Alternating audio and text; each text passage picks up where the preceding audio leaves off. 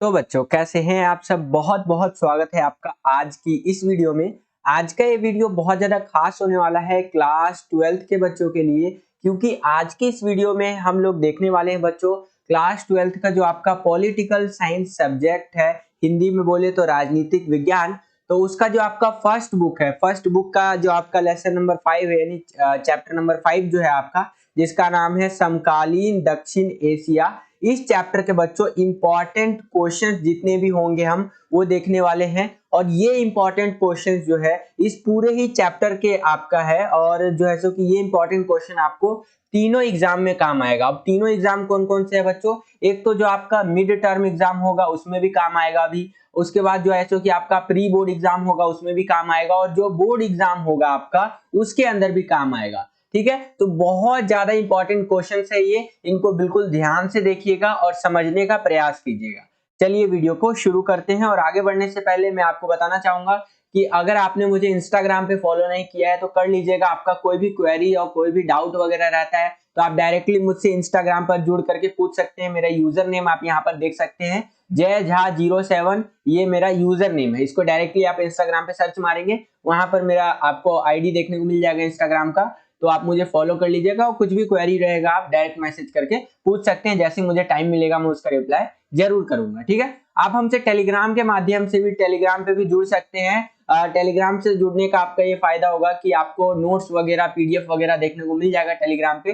तो वहां पे जुड़ने के लिए आप क्या कर सकते हैं, टेलीग्राम पे जाके ये लिखेंगे आप क्लास 12 सीबीएसई 123। ये जैसे लिखेंगे तो आपको हमारा क्लास 12 का टेलीग्राम चैनल देखने को मिल जाएगा। ऑलरेडी वहां पर 1500 से ज्यादा बच्चे जो है सो कि ऑलरेडी ज्वाइन है। ठीक है, 1.5K से ज्यादा बच्चे ऑलरेडी ज्वाइन है, तो वहां पर भी जरूर ज्वाइन हो जाएगा। और इन दोनों का ही लिंक आपको डिस्क्रिप्शन में भी मिल जाएगा, तो वहां से भी आप क्लिक करके ज्वाइन हो सकते हैं। ठीक है, तो चलिए वीडियो को शुरू करते हैं। देखिए, चैप्टर का नाम ही है समकालीन दक्षिण एशिया, तो आपके माइंड में एक चीज जरूर आएगा कि सर ये दक्षिण एशिया क्या होता है। ठीक है, समकालीन छोड़िए, पहले दक्षिण एशिया होता क्या है वो समझाइए सर हमें। ठीक है, तो देखिए दक्षिण एशिया आपको मैं बताना चाहूंगा, ये पूरी ही दुनिया का नक्शा है, यहाँ पर आप देख सकते हैं। और पूरी दुनिया में जितने भी देश है सब आपको यहाँ पर देखने को मिलेगा। आपका जो दक्षिण एशिया होता है उसके अंदर 7 देश आते हैं, और वो इधर साइड में आपका ये है ना, भारत के पड़ोसी देश, ये सारे देश मिलकर के दक्षिण एशिया बनाते हैं। यहाँ पर आप देख पा रहे होंगे, मैं इसको गोला करके भी दिखा रहा हूँ आपको। यहाँ पर अगर आप देखेंगे तो भारत आएगा दक्षिण एशिया में, पाकिस्तान आएगा, नेपाल आएगा, जैसे कि बांग्लादेश आएगा, ठीक है, भूटान आएगा, आपका श्रीलंका आएगा, और मालदीव्स आएगा। तो ये सारे मिलकर के क्या बनाते हैं, दक्षिण एशिया बनाते हैं। ठीक है बच्चों, मैं आपको जो है सो कि लिखा हुआ भी दिखा देता हूँ, इस तरह से देख सकते हैं। दक्षिण एशिया में 7 देश आते हैं, भारत, पाकिस्तान, बांग्लादेश, नेपाल, भूटान, श्रीलंका और मालदीव्स। यहाँ पर आप सभी देशों के नक्शे और जो है सो कि फ्लैग वगैरह यहाँ पर आप देखेंगे तो दिख जाएगा। जैसे कि ये देखेंगे तो ये आपका श्रीलंका है, ठीक है, ये देखेंगे तो ये आपका क्या है, नेपाल है आपका ये, ठीक है, ये आपका पाकिस्तान है, ठीक है, और इधर से आएंगे तो भूटान वगैरह देखने को मिलेगा आपको, फिर आपका मालदीव्स वगैरह है, फिर इंडिया है अपना ये, और ये है बांग्लादेश। ठीक है, तो ये सारे देश मिलकर के, 7 देश मिलकर के क्या बनाते हैं, हमारा दक्षिण एशिया बनाते हैं बच्चों। ठीक है, तो आई होप कि आपको समझ में आया होगा दक्षिण एशिया क्या है। दक्षिण एशिया बिल्कुल आपके इसके अंदर 7 देश आते हैं, और अब के टाइम पे इसके अंदर म्यांमार और अफगानिस्तान को भी शामिल किया जाता है। ठीक है, आगे चलते हैं। तो यहाँ पर ये चीजें मैंने आपको बता दी है 7 देशों के बारे में, यहाँ पर लिखा हुआ भी आप देख सकते हैं। इंग्लिश मीडियम में भी देख सकते हैं, इंग्लिश मीडियम में वही चीज तो वही रहेगा, बस मीडियम बदल जाएगा आपका। मीडियम क्या वही इंग्लिश हो जाएगा। India, Pakistan, Bangladesh, Nepal, Bhutan, Sri Lanka and Maldives. ठीक है, ये टोटल 7 कंट्रीज मिलकर के हमारा जो दक्षिण एशिया है वो बनाते हैं। आई होप कि आपको समझ में आया होगा। और यहाँ पर एक चीज मैं और ऐड कर देना चाहूंगा कि ये जो वीडियो होने वाला है इसके अंदर जो भी हम क्वेश्चन आंसर डिस्कस करेंगे वो हिंदी मीडियम के बच्चों के लिए भी होगा, प्लस में इंग्लिश मीडियम के बच्चों के लिए भी होगा। हिंदी में मैं आपको समझा दूंगा अच्छे से, और इंग्लिश में उसका ट्रांसलेशन दिखा दूंगा, ताकि इंग्लिश मीडियम के बच्चे भी देख सके और समझ सके इंपॉर्टेंट क्वेश्चन। ठीक है, चलिए आगे। पहला क्वेश्चन देखिए बच्चों, जो इस चैप्टर से कई बारी पूछ लिया जाता है पेपर के अंदर, कि IPKF का पूर्ण रूप लिखिए एवं श्रीलंका की एक मुख्य समस्या बताइए। ठीक है, तो अगर हम बात करें IPKF की, तो IPKF का मतलब होता है इंडियन पीस कीपिंग फोर्सेस, या फिर कह लीजिए भारतीय शांति सेना। ठीक है। अब ये फोर्सेस कब काम आती है वो थोड़ा सा समझ लीजिए। आपने यूएन के बारे में सुना होगा, यूनाइटेड नेशंस या संयुक्त राष्ट्र संघ के बारे में सुना होगा। तो संयुक्त राष्ट्र संघ जो है वो पूरी दुनिया के जितने भी देश है उन सबसे सेना बुलाती है और उस सेना से काम करवाती है कि जो देश युद्ध की कगार पे है या फिर गृह युद्ध चल रहा है जिन देशों में, वहां पर अपनी सेना भेजती है यूएन, ठीक है, और वहां पर शांति बनाए रखती है। समझ रहे हैं ना आप? यानी कि जैसे यूक्रेन जैसे देश हो गए, रशिया जैसे देश हो गए, ठीक है, तो इस साइड मान लीजिए क्या करेंगे, यूएन वाले अपने फोर्सेस भेजेंगे और शांति बनाए रखेंगे, ठीक है। तो ये होता है हमारा शांति सेना। इस तरह से यूएन की शांति सेना, हर देश अपनी अपनी शांति सेना भेजती है यूएन को, यूएन के कहने पे। तो उसी तरह से भारत भी अपनी जो सेना है, अपनी जो आर्मी है वो भेजता है यूएनओ के कहने पे। उसको बोलते हैं भारतीय शांति सेना, ठीक है, इंडियन पीस कीपिंग फोर्सेस। और भी इनका काम होता है, वो आप उतना इंपॉर्टेंट नहीं है मान लीजिए, ठीक है। अगला हमारा क्वेश्चन इसी में जोड़ करके पूछा था कि श्रीलंका की एक मुख्य समस्या बतानी है। तो अकॉर्डिंग टू जो आपका एनसीईआरटी है उसके अनुसार बता रहा हूँ, सिंघली व तमिल लोग जो है आपका, इन दोनों के बीच में जातीय संघर्ष, सिंघली व तमिल लोगों के बीच में जातीय संघर्ष, ये जो है सो कि श्रीलंका की एक मुख्य समस्या है। सिंघली लोग कौन है? सिंघली लोग वहां के मूल निवासी आप कह सकते हैं श्रीलंका के हैं, और तमिल लोग जो है वो भारत के तमिल लोग हैं। तो इन दोनों के बीच में ना जो है सो कि संघर्ष चलता रहता है कि भाई हम यहाँ के अच्छे नागरिक हैं, हम यहाँ के अच्छे नागरिक हैं, हमें सारे अधिकार मिलने चाहिए। इस तरह से करके एक तरह से लड़ाई चलता रहता है, ठीक है। तो इन दोनों के बीच में जो संघर्ष है, ये जातीय संघर्ष चलता रहता है श्रीलंका के अंदर। तो एक तो ये प्रॉब्लम है। अगर करंट टाइम की बात करूं, यानी कि अभी के समय की बात करूं, तो अभी वहां पर क्या प्रॉब्लम चल रहा है? अभी वहां की जो जीडीपी है वो बर्बादी के कगार पे, बिल्कुल एकदम बुरे दौर से गुजर रहा है श्रीलंका, फाइनेंशियल क्राइसिस चल रहा है वहां पे, ठीक है। क्यों? क्योंकि उनका फॉरेन रिजर्व कम है। और अगर सिंपल भाषा में बताऊं आपको मैं, तो आप ऐसे लिख सकते हैं कि जो श्रीलंका है वो अभी आर्थिक समस्या से जूझ रहा है, ठीक है। तो इस तरह से आप लिख सकते हैं।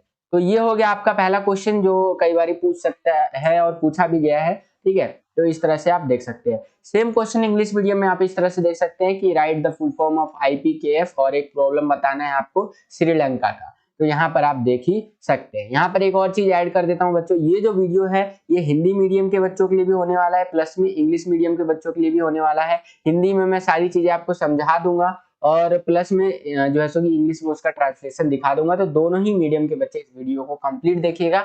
वीडियो पसंद आता है तो वीडियो को लाइक कीजिएगा। जितना ज्यादा आप वीडियो को लाइक करेंगे उतना ज्यादा हमारा मोटिवेशन बढ़ता है और वीडियोस को बनाने के लिए। तो वीडियो लाइक कीजिएगा। चलिए आगे बढ़ते हैं, ठीक है।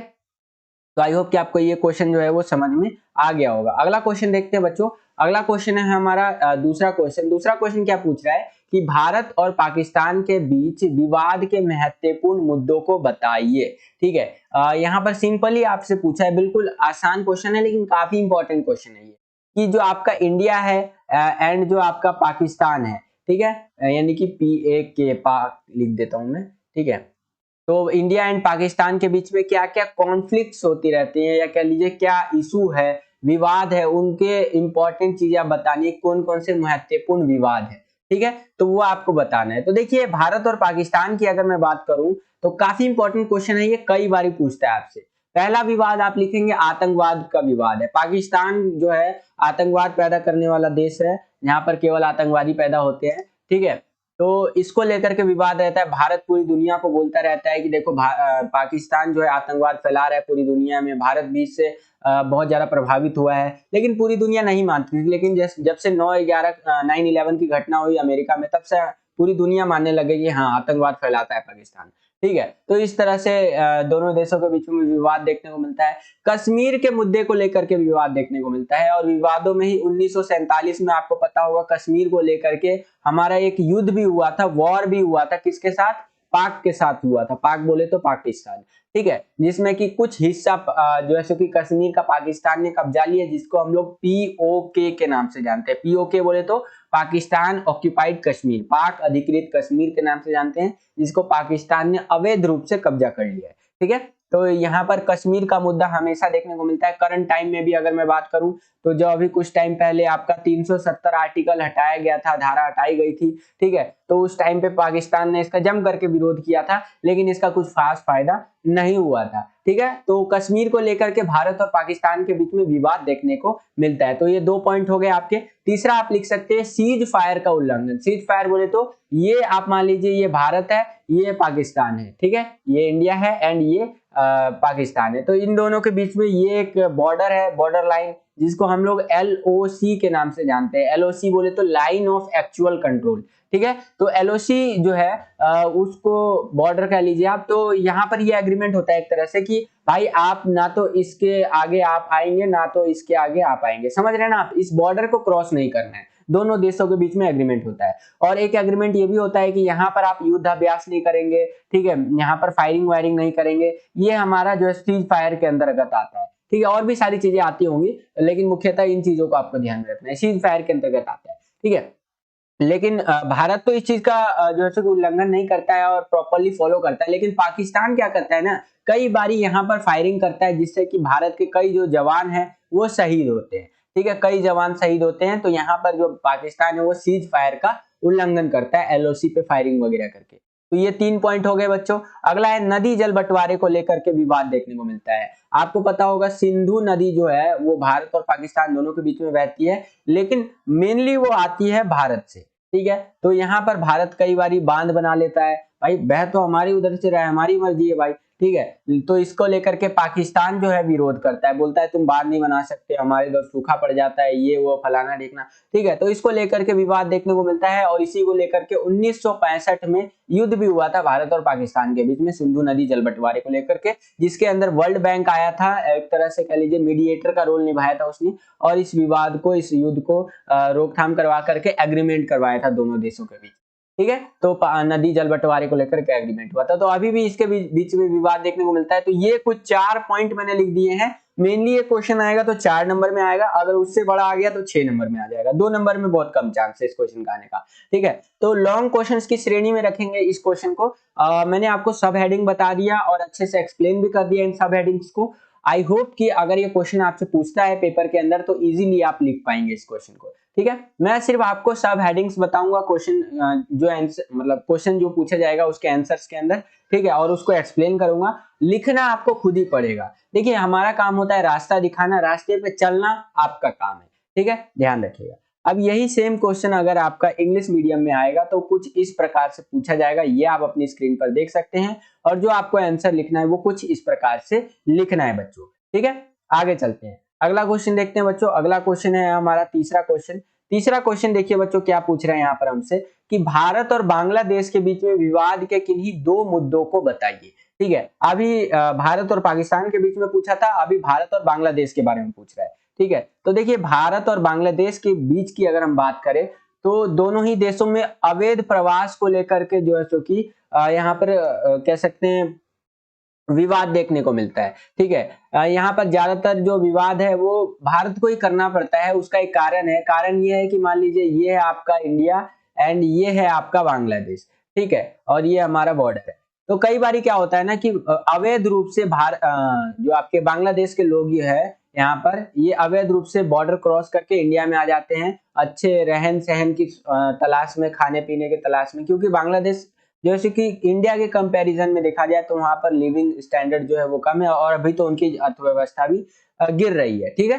तो इस चीज को लेकर के तो इससे क्या होता है भारत के अंदर जो भी संसाधन है उस पर जोर पड़ता है, ठीक है। तो इस चीज को लेकर के भारत विरोध करता है कई बार कि आप इस अवैध प्रवास को रोकिए। और यही नहीं रुकता है ये चीज, यहाँ पर कई बार क्या होता है ना, कई आतंकवादी या नक्सलवादी लोग भी होते हैं, वो भी बॉर्डर क्रॉस करके आ जाते हैं भारत के अंदर और भारत के अंदर जो है सो कि अवैध गतिविधियों को फैलाते हैं, ठीक है। तो एक ये प्रॉब्लम रहता है जिसको लेकर के भारत और बांग्लादेश के बीच में विवाद देखने को मिलता है। अगला ये हो गया। अगला है गंगा और ब्रह्मपुत्र नदी के जल बंटवारे को लेकर के विवाद देखने को मिलता है। गंगा और ब्रह्मपुत्र नदी जो है उसका जो जल है उसको बंटवारा कितना कितना करना है दोनों देशों के बीच में, उसको लेकर के विवाद रहता है, क्योंकि ये जो नदियां हैं ये भारत में भी बहती हैं और बांग्लादेश में भी बहती है, ठीक है। तो ये चीज हो गया। अगला है भारत को प्राकृतिक गैस निर्यात न करने पर विवाद देखने को मिलता है। बांग्लादेश कई बार क्या करता है, भारत को जो नेचुरल गैसेज है, प्राकृतिक गैस है, वो एक्सपोर्ट नहीं करता है, तो इसको लेकर के विवाद देखने को मिलता है दोनों देशों के बीच में। अगला है भारत विरोधी ताकतों को लेकर विवाद देखने को मिलता है।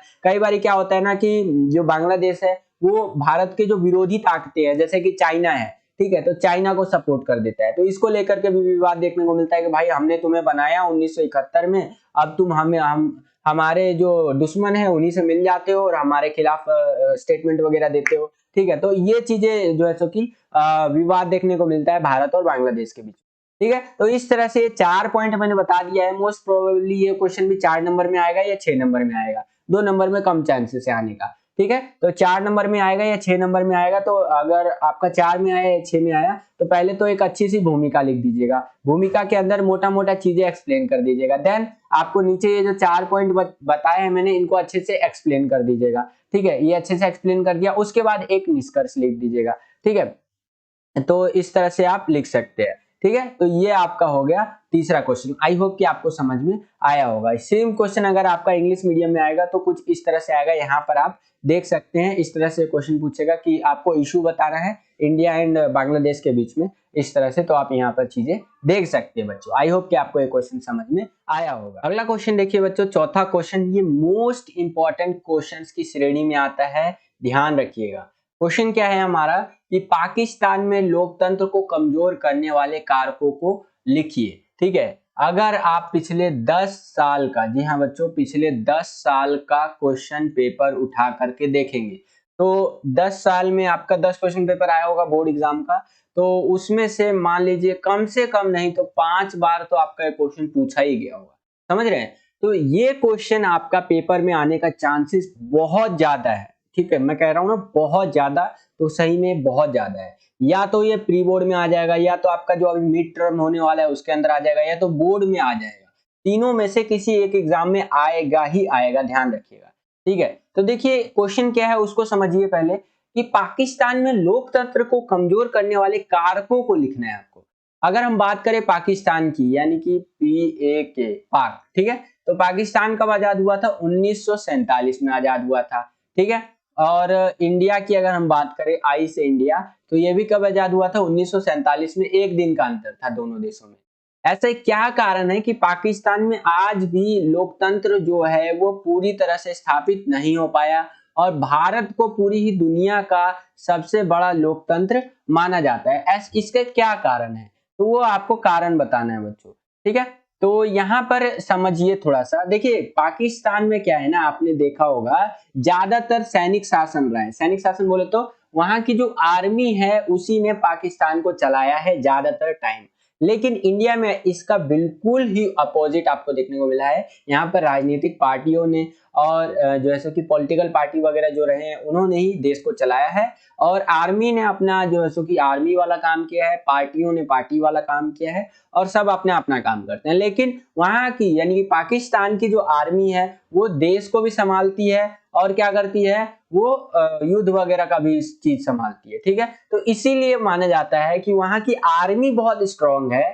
ठीक है, आर्मी का देश के अंदर कंट्रोल है, इसीलिए पाकिस्तान में लोकतंत्र जो है वो कमजोर रहा है। ये क्वेश्चन घुमा करके भी पूछ सकता है आपसे, लाइक ऐसे पूछ ले कि भारत और पाकिस्तान दोनों देश एक साथ ही आजाद हुए लगभग, लेकिन वर्तमान समय तक भी पाकिस्तान में जो है सो कि लोकतंत्र पूरी तरह से स्थापित नहीं हो पाया है, जबकि भारत को दुनिया का सबसे बड़ा लोकतंत्र माना जाता है। इस तरह से थोड़ा घुमा करके भी क्वेश्चन पूछ सकता है। ठीक है, तो आंसर आपको यही लिखना है जो मैं आपको बताने वाला हूं। उसके क्या कारण है कि पाकिस्तान में अभी तक लोकतंत्र जो है, डेमोक्रेसी जो है वो पूरी तरह से एस्टेब्लिश नहीं हो पाया है, प्रभावी नहीं हो पाया है। ठीक है, तो यहाँ पर पहला पॉइंट में मैंने लिखा है AAA का प्रभाव अधिक होना। AAA का मतलब होता है, पहला A का मतलब है अल्लाह।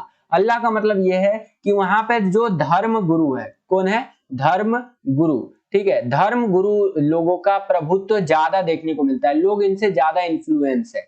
ठीक है, जो धर्म गुरु लोग बोल देते हैं कि ये करना है, लोगों को बोल देते हैं कि भाई तुम्हें ये करना है, तो लोग वही करने लग जाते हैं। ठीक है, तो धर्म गुरु जो है उनका इन्फ्लुएंस ज्यादा होने के कारण जो है सो कि पाकिस्तान में लोकतंत्र स्थायी नहीं रहा है। ठीक है, दूसरा ए का मतलब है आर्मी। मैंने आपको बताया पाकिस्तान में कई बारी सैनिक शासन लगा है, और इनडायरेक्टली वहां पर लोकतंत्र नहीं है, पाकिस्तान को वहां की आर्मी ही कंट्रोल करती है। तो एक ये भी कारण है कि पाकिस्तान में क्या है, लोकतंत्र कमजोर रहा है। और तीसरा ए का मतलब है अमेरिका। ठीक है, आपने देखा होगा कि जो वेस्टर्न वर्ल्ड है, यानी कि आप देखेंगे जो पश्चिमी देश है, उनका हित देखने को मिलता है। अगर मान लीजिए पाकिस्तान में लोकतंत्र नहीं रहेगा तो अमेरिका यानी कि यूएसए जैसे देश जो है इसका फायदा उठाएंगे।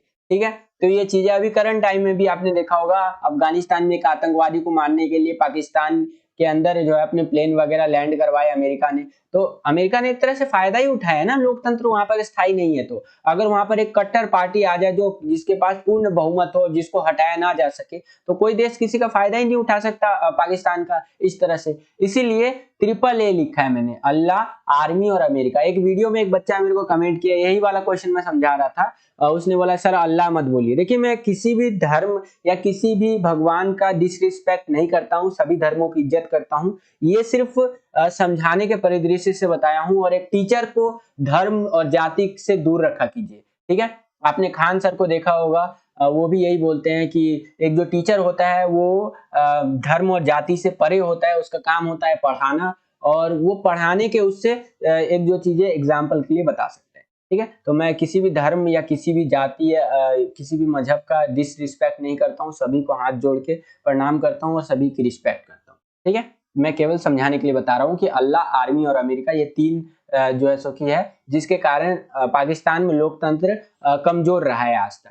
अगला पॉइंट की अगर मैं बात करूं तो चमत्कारी नेताओं का अभाव देखने को मिला है भारत के अंदर। आपको क्या देखने को मिलता है, भारत के अंदर पंडित जवाहरलाल नेहरू जैसे लोग नेता, ठीक है, और जो है सो कि इधर आ जाइए, आपका सरदार वल्लभ भाई पटेल हो गए, आपके गांधी जी हो गए, ऐसे ऐसे नेता भारत के अंदर देखने को मिले जो चमत्कारी नेता रहे हैं और भारत के विकास में अहम योगदान निभाया है। लेकिन अगर हम पाकिस्तान की बात करें तो पाकिस्तान में ऐसे कोई भी नेता नहीं देखने को मिले, जो भी आए भ्रष्ट ही आए, भ्रष्टाचार करते हुए आए।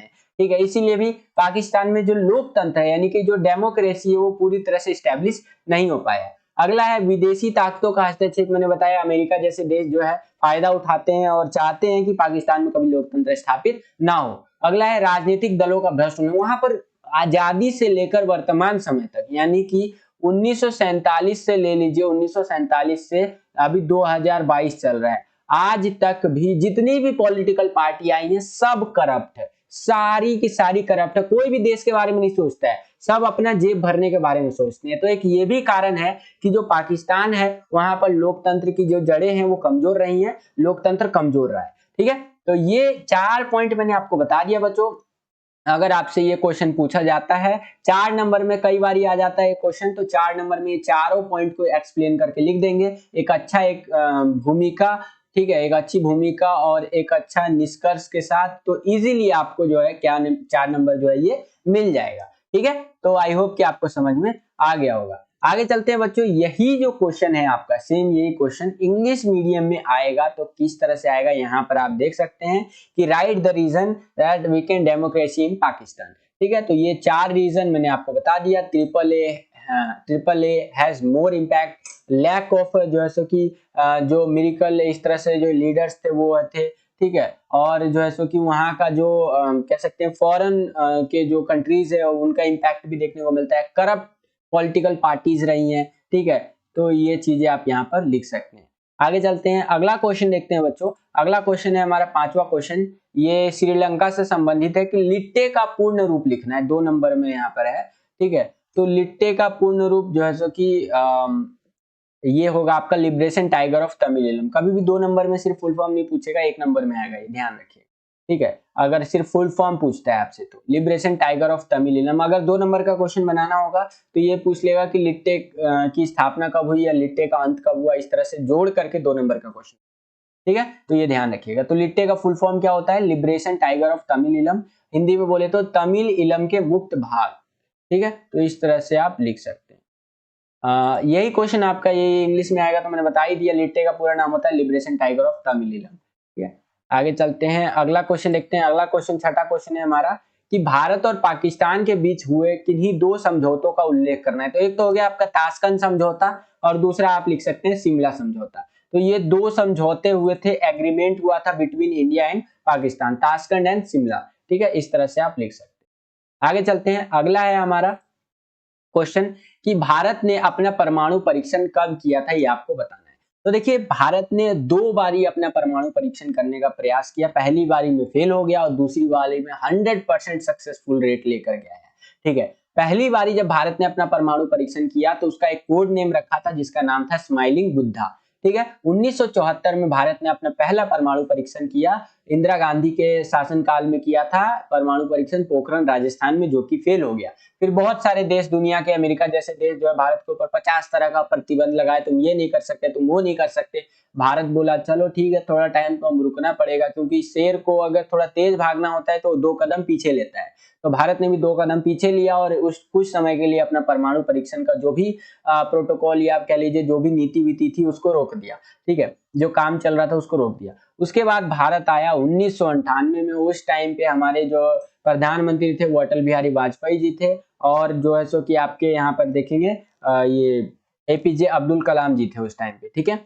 तो यहाँ पर कोड नेम रखा गया शक्ति 98, और 1998 में अटल बिहारी वाजपेयी जी के शासनकाल में सफलता से कह लीजिए परमाणु परीक्षण किया गया पोखरण राजस्थान के अंदर, ठीक है। और उसके बाद फिर पूरी दुनिया देखती रह गई कि कैसे अमेरिका के नाक के नीचे से भारत ने अपना परमाणु परीक्षण कर लिया, और अमेरिका भी इस चीज को मानता है कि ये उनकी सबसे बड़ी कह सकते हैं फेलियर्स में से एक था ये चीज, कि कैसे इतना सैटेलाइट उटलाइट लगाया उसने, लेकिन भारत ने फिर भी अपना परमाणु परीक्षण कर लिया, ठीक है।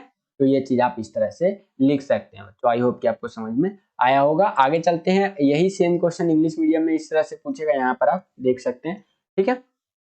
नेक्स्ट क्वेश्चन है हमारा कि सार्क व साफ्टा का पूर्ण रूप लिखिए। तो साफ्टा का देख लीजिए, साफ्टा का मतलब होता है south Asia free trade area, यानी कि दक्षिण एशिया मुक्त व्यापार क्षेत्र। 1 जनवरी 2006 को ये प्रभावी हुआ था। और सार्क का पूरा नाम होता है south Asian association for regional corporation, ठीक है। और इसकी स्थापना हुई थी 1985 ढाका के अंदर। आई होप कि आपको समझ में आ गया होगा। यही सेम क्वेश्चन इंग्लिश मीडियम में इस तरह से आएगा, और आंसर आपको इस तरह से लिखना है। सार्क का मैंने बता दिया, south Asian association for regional corporation, ठीक है। आगे चलते हैं, अगला क्वेश्चन देखते हैं बच्चों। अगला क्वेश्चन है हमारा 9वां क्वेश्चन। यहाँ पर ध्यान से देखिए, 9वां क्वेश्चन क्या पूछ रहा है यहाँ पर हमसे, ये पूछ रहा है कि भारत और पाकिस्तान के बीच में आज तक कितने युद्ध हुए हैं। तो भारत और पाकिस्तान के बीच में आज तक 4 युद्ध हुए हैं। बिल्कुल इंपॉर्टेंट क्वेश्चन है, ध्यान से समझिए। पहला जो युद्ध हुआ था, पहला वॉर हुआ था 1947-48 में कश्मीर के मुद्दे को लेकर के हुआ था। दूसरा जो युद्ध हुआ था, दूसरा जो वॉर हुआ था 1965 में नदी जल बंटवारे को लेकर के, ये जो विवाद था उसको लेकर के हुआ था।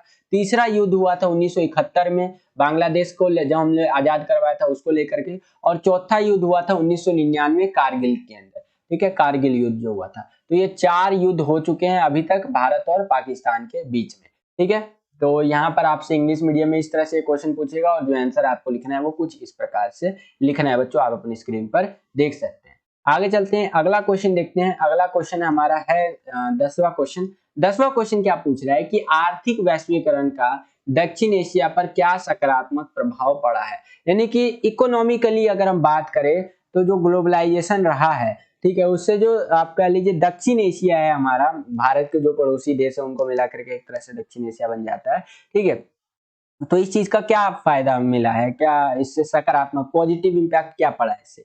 तो देखिए इससे फायदा ये हुआ है कि जो देश है दक्षिण एशिया के वो आपस में व्यापार और भी आसानी से कर पा रहे हैं, ठीक है। मुक्त व्यापार यानी कि फ्री ट्रेड एग्रीमेंट, कम से कम टैक्स लगा करके व्यापार कर पा रहे हैं, ठीक है। आर्थिक रूप से दक्षिण एशिया जो है उसमें सुधार किए गए, दक्षिण एशिया में यहाँ पर देखेंगे आर्थिक सुधार किए गए हैं, मुक्त व्यापार को बढ़ावा दिया है, वही मैंने बता दिया, और आर्थिक सुविधाओं में गुणात्मक सुधार देखने को मिला है, ठीक है। तो इस तरह से आप यहाँ पर लिख सकते हैं बच्चों। सेम क्वेश्चन अगर आपसे इंग्लिश मीडियम में पूछेगा तो कुछ इस तरह से पूछेगा, और आंसर जो आपको लिखना है वो कुछ इस प्रकार से लिखना है बच्चों, ठीक है।